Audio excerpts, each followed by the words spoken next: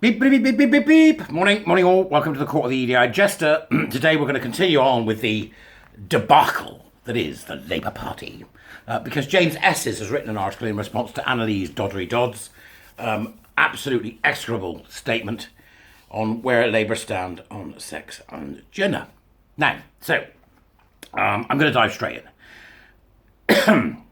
Thanks, James, by the way. James Esses has written this for his Substack, so the link's in the doobras. Please do go and support James if you can. The Labour Party is not to be trusted on sex and gender. Annalise Dodds MP, Labour Shadow Secretary of State for Women and Equalities, wrote an article for The Guardian. In it, she pledged that Labour will lead on reform of transgender rights. At first glance, one might be fooled into thinking this is a positive intervention. Dodds has rowed back from self-ID, contrary to what the SNP recently attempted in Scotland. You remember, of course, that was scuppered by that awful bloke, Isla Bryson, right? Labour will maintain the need for a diagnosis of gender dysphoria, whatever the hell that is, nobody really seems to know, in order to obtain a gender recognition certificate. She also says they will not seek to remove same-sex exemptions permitted under the Equality Act 2010, which, strangely enough, Kemi has come out and said in a great thread of condemnation that, oh great, so they're now just saying what the Tories said a few years back before they realised how bad it was, which is exactly what they're doing. I'll try and find that and put it in the doobras as well. However, James continues, when one digs beneath the surface and considers the context of this statement, it becomes clear that the Labour Party remains keen to push regressive and divisive ideology should they get into power. In an attempt to back both horses, Dodd said Labour's commitment to trans people and women is not up for debate. It's insane, isn't it? Absolutely insane. And by doing so, in an attempt to back both horses, James says here, Labour's commitment to trans people and women is not up for debate, they risk alienating everybody.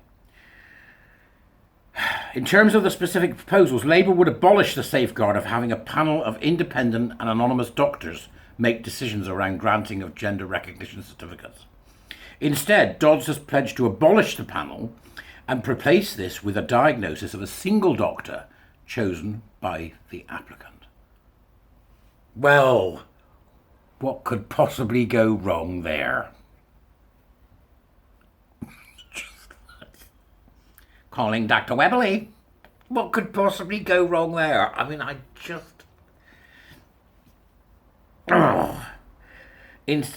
right. This is advocated for on the grounds of removing invasive bureaucracy.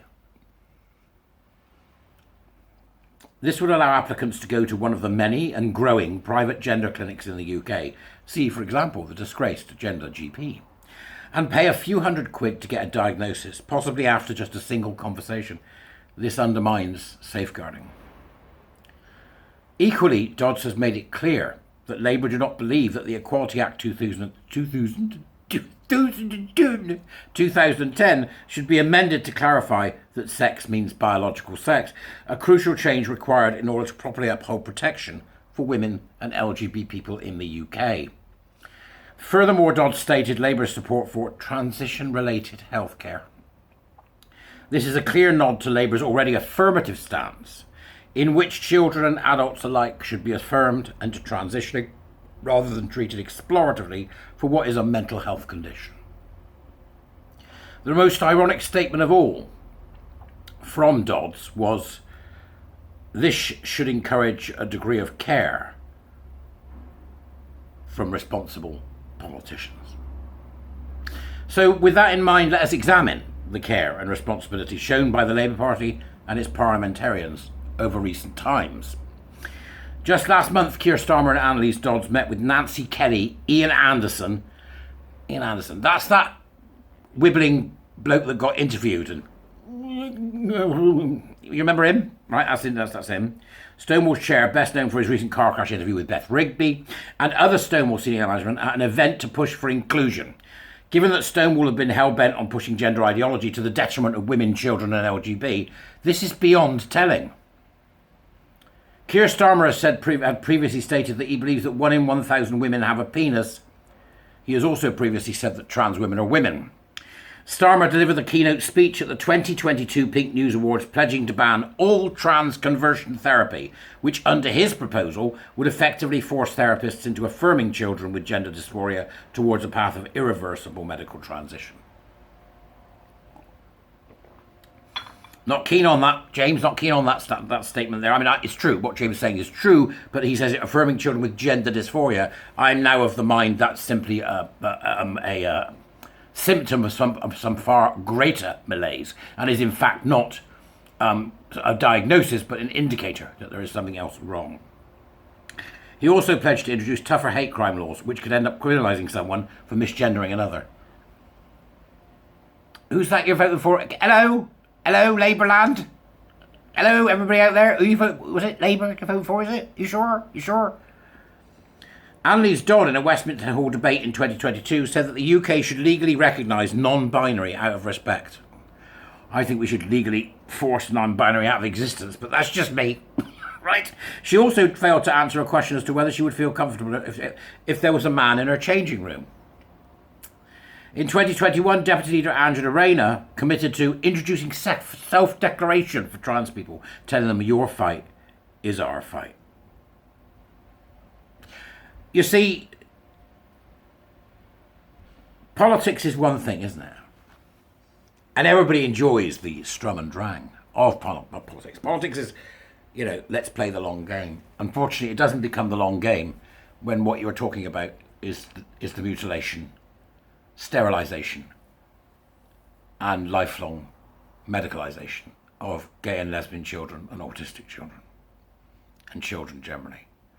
Then it's not so much a game, is it? There isn't so much to it. That's rather like the sort of politics of the ballot box and the politics of the arguments in Parliament, or the politics of the conversation down at the pub. And I think we have to be well aware of, and I've already said this, but I'll say it again, that culture is upstream of politics, and you've got to remember this is cultural. It is nowhere near culturally settled, nowhere near it. And politicians should keep their hands off it, other than to ban practice that encourages any individual to mutilate their body due to their mental condition. Because I was watching yesterday, people were talking to others and saying, look, if somebody wants to cut off their breasts and it's like, you need to stop this. Having a tattoo, getting your ear pierced, you know what I mean? Having is it a King Charles? I forget. A King Albert, where you get your Purple Avenger dealt with. All that stuff. Do it. That is not this. And the very fact that the public purse is where the money comes from afterwards means that it should stop immediately for everyone. You want it? Go get it done privately by a doctor. If you're over 18, that doctor must provide you with a lifelong, fully comprehensive insurance policy under which everything you will ever need is covered. That should just about strangle most people out of it in terms of costs. The insurance companies know this because they've started doing it in America, beginning to see it in Australia. Insurance companies saying, you're not getting covered for that, mate. And I think that's the sort of thing that we need to see. I expect to see this happening in Britain shortly as well. But in terms of actually ending this, the Tory party seem to be doing small things. Kemi is obviously on the ball with this, as you can see from the statement she made on Anneliese Dodd. But I'm not seeing much that's declarative yet, and I'm wondering whether that's just because I'm an impatient devil and there's something coming. But either way, pause for thought. Talking to a friend of mine yesterday, a radfem, about all this. Pause for thought. You can't vote Labour. You can't vote Labour. That's the most important message I think we have to get out there, is you can't vote Labour. And it's going to be years till you can. Years till you can. Unless they come out and make a declarative statement saying this ends and it ends now. We haven't even got that from the Tories yet. And then people are saying the Women's Party's coming, it's going to save the day. It's not going to save the day. It's not going to save the day. If it's lucky, it might be able to peek around the corner of the door and have a look and see what's going on in the debating room. That's it. This is about the big two, Labour and Tories. we are stuck again with the Hobson's choice. So thank you, James, for that. You can read the rest of the article by subscribing to his Substack. It's a paid piece but it gives you a flavour at the beginning there. I hope this does. Go and support James if you can. Thank you very much for that, James. Let's keep going, folks, even though this, from a political perspective, for people who are left-leaning and spent their entire life hating, disliking, or just disagreeing with the Tories, it's a Hobson's choice. It's an awful place to be, as my friend said yesterday. It is a terrible place to be, because they know if they vote Labour, they'll be culpable. If they don't vote Labour, they may well be culpable in getting them in. This is a one-issue tactical vote at the next election. A one-issue tactical vote. Think about it. Let us know what you think in the Dubras. I'll catch you later.